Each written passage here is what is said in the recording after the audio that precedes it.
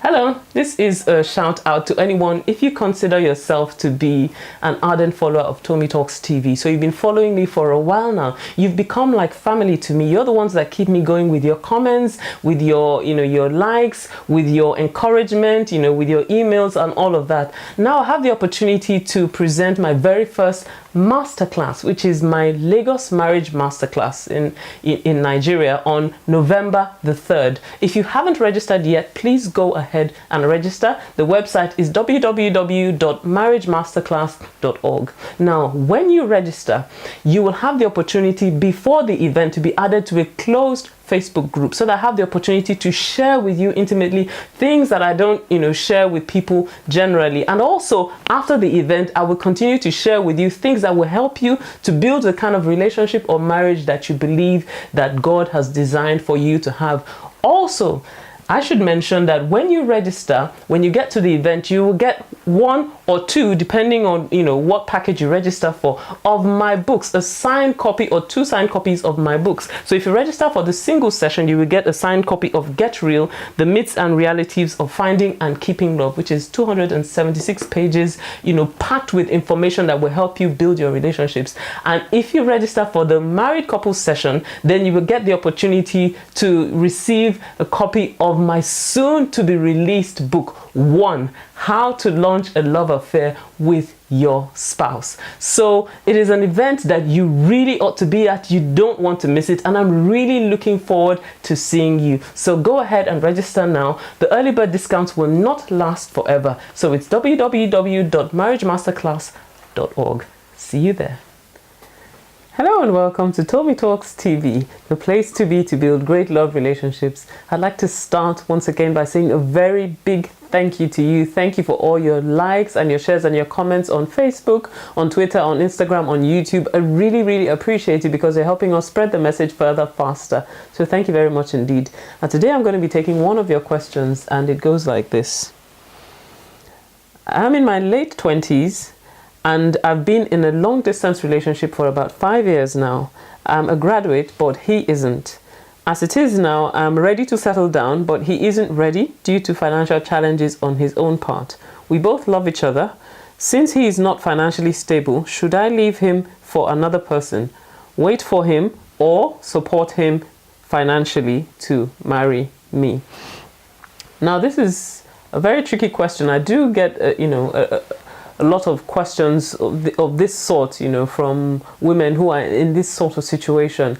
And usually what I say is I do not recommend terminating a relationship simply because of a person's financial state. So simply because at that particular point in time, maybe financially he's not able to, do what you think he ought to be able to do towards getting ready for marriage. So that's usually what I say, because it's not ideal to make a permanent decision based on what could be a temporary situation. On the other hand, if you've been in a relationship now for 5 years, that's a long time to be in a relationship with someone without a definite commitment to when you're going to get married. So you haven't actually said here what his own view is or what he's thinking in terms of when you could possibly get married. So maybe that's a conversation that you actually need to have as to what exactly his plans are, and when does he think realistically you could get married, and then you would look at that and see whether that works for you or not, and that will help you to make an informed decision.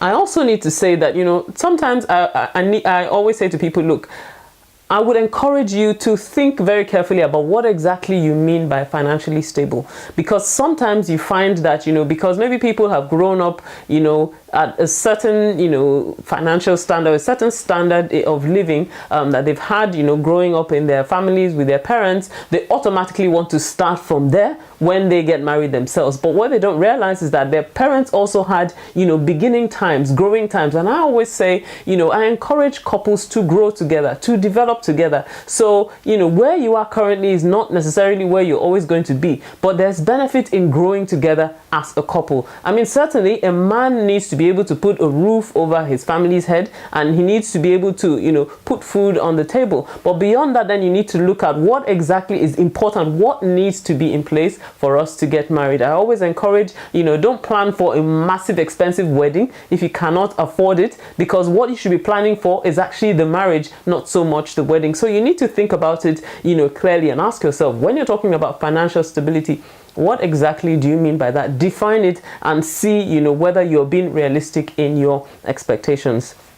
I would strongly recommend that you don't step in to take his part and, you know, as you said, do everything that needs to be done for you to get married. Because you see, when a woman steps in to take the part of the man, then that effectively emasculates him, because, you know, what you've done is that you've not given him the opportunity to rise to the occasion and, you know, to be what he ought to be in the marriage. And that sets a pattern which, you know, could eventually become, you know, a cycle in your marriage later on. No doubt that there might be times in marriage where, you know, maybe you're more financially stable than he is, that sort of thing. You're called to step in and help, but you're not called to take his part as a man. So he needs to feel that he's taking responsibility for the marriage, and he needs to bring himself to the point where he actually is able to do, you know, what is required, at least for you to get married and to, you know, to have a reasonable lifestyle after you get married. Now, the last thing that I will say is that you've mentioned that, you know, he's not